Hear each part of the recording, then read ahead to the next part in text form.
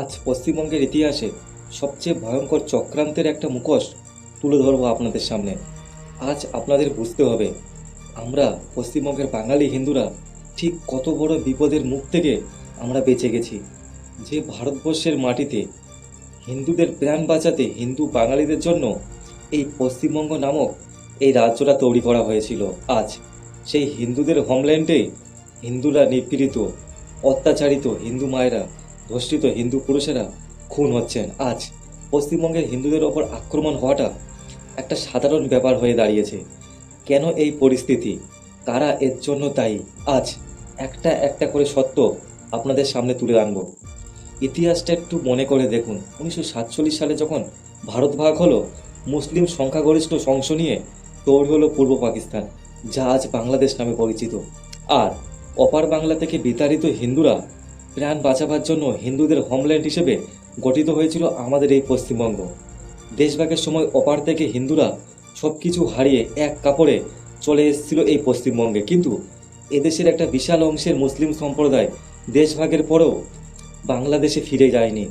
তাতেও একটা আপত্তি ছিল তাদের, কিন্তু আপত্তি তৈরি হলো তখন যখন পশ্চিমবঙ্গের ক্ষমতা দখল করলো বামফ্রন্ট আর তৃণমূল সরকার। বিগত 34 বছরের সিপিএম সরকার আর 15 বছরের টিএমসি সরকার, এই দুই তোষণকারী শক্তি পশ্চিমবঙ্গকে অবৈধ অনুপ্রবেশের একটা খোলা কারখানা বানিয়ে রেখেছে।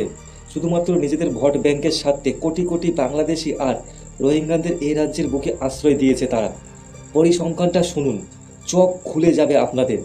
1947 সালে যখন দেশ ভাগ হয় তখন হিন্দুদের বাংলাদেশে জনসংখ্যা ছিল কত? 27%। আজ সেই বাংলাদেশে হিন্দুদের লাগাতার অত্যাচার করে সেই সংখ্যা নামিয়ে আনা হয়েছে মাত্র 7%। আর অপরদিকে 1947 সালে পশ্চিমবঙ্গে মুসলিম জনসংখ্যা ছিল মাত্র 13%। আর আজ 2026 সালে এসে সেই সংখ্যা দাঁড়িয়েছে প্রায় 33%।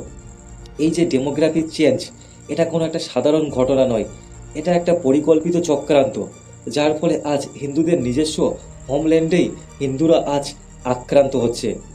ভারত বাংলাদেশ সীমান্তে কাঁটাতার দেওয়ার জন্য কেন্দ্র সরকার বারবার টিএমসি সরকারের কাছে আবেদন করে আসছে জমি দেওয়ার জন্য, কিন্তু পশ্চিমবঙ্গের টিএমসি সরকারের কাছে জমি চেয়েও জমি পায়নি কেন্দ্র সরকার। কিন্তু তৎকালীন মুখ্যমন্ত্রী মমতা বন্দ্যোপাধ্যায় বিএসএফকে জমি দিতে সম্পূর্ণ অস্বীকার করে আসছিল।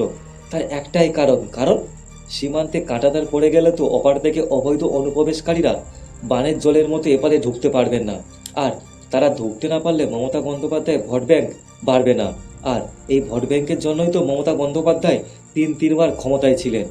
দেশের স্বার্থ, দেশের জাতীয় নিরাপত্তা চুলোয় যাক, মমতা বন্দ্যোপাধ্যায়ের কাছে নিজের ভোট ব্যাংকটাই ছিল সবার আগে। মাঝে মাঝে তো আমার স্পষ্ট মনে হয় মমতা বন্দ্যোপাধ্যায় গভীর কোনো চক্রান্তের সাথে হাত মিলিয়ে চলছিল।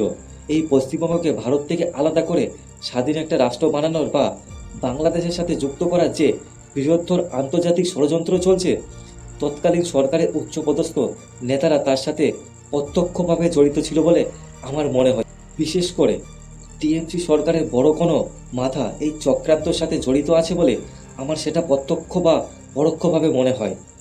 ডিপ স্টেট ও আমেরিকার গোয়েন্দা সংস্থা সিআইএ এর প্ল্যান এবার শুনুন।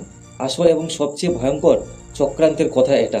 এই পশ্চিমবঙ্গকে ভারত থেকে আলাদা করার পেছনে শুধু স্থানীয় যে সরকার আছে তার নেতারা নেই, এর পিছনে জড়িয়ে আছে আন্তর্জাতিক ডিপ স্টেট এবং আমেরিকার গোয়েন্দা সংস্থা সিআইএ এর দীর্ঘ কয়েক দশকের একটা নীল নকশা। আমেরিকা খুব ভালো করেই জানে ভারতকে বাইরে থেকে আক্রমণ করে দুর্বল করা বা দখল করা একদম অসম্ভব। তাই তারা ভারতকে ভেতর থেকে ভেঙে টুকরো টুকরো করতে চায়।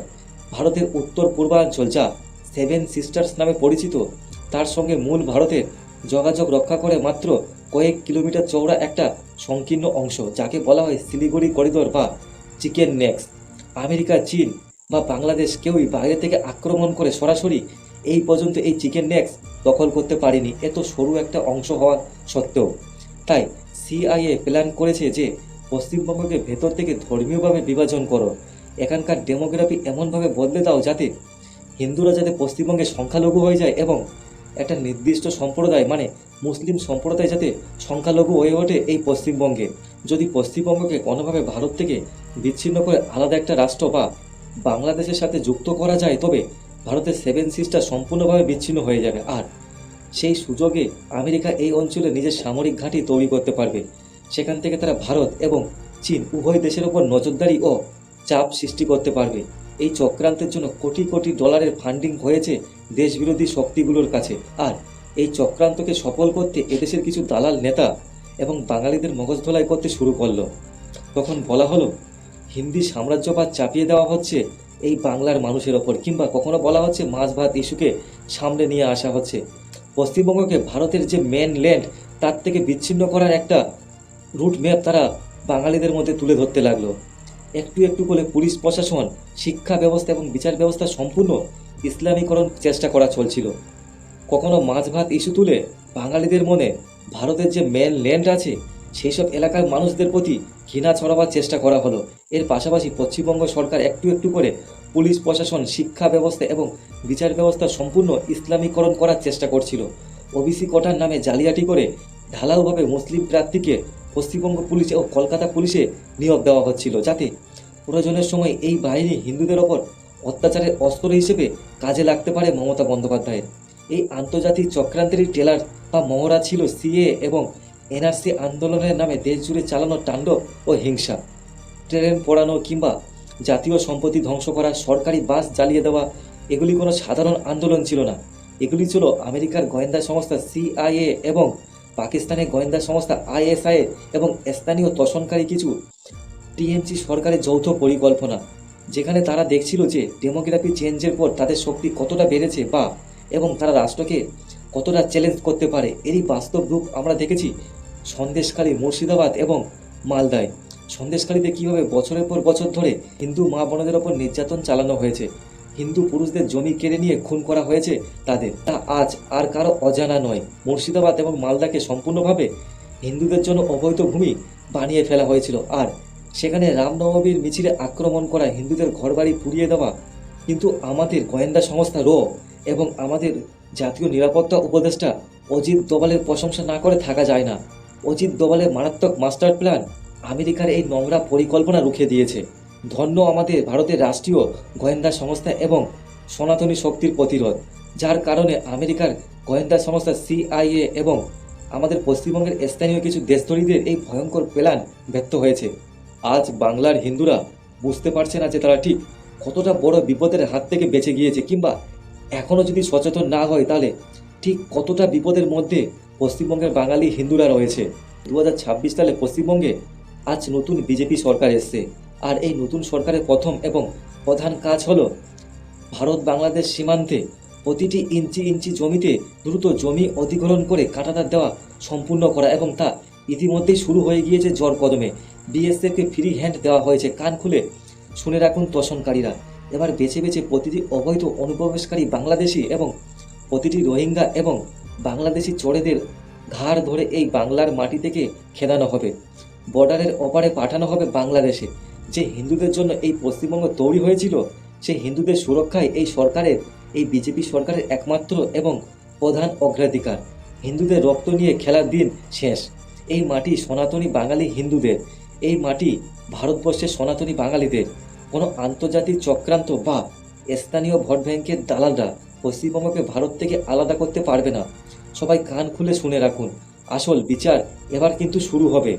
তাই আমি আমার সনাতনী ভাইদের কাছে অনুরোধ করব, আপনারা দল মত নির্বিশেষে সমস্ত রাগ অভিমান ভুলে নব্য পুরাতন সকল সনাতনী বিজেপি কর্মী এবং সকল সনাতনী ভাইকে আমি বলবো, আপনারা সকল রাগ অভিমান ভুলে আসুন, এই বিজেপি সরকারের হাত শক্ত করি, যাতে আমাদের সকল সনাতনী ভাই বোন এবং আমার সকল সনাতনী হিন্দু মা বোনেদের স্বার্থ এবং নিজেদের ধর্ম যাতে আমরা রক্ষা করতে পারি।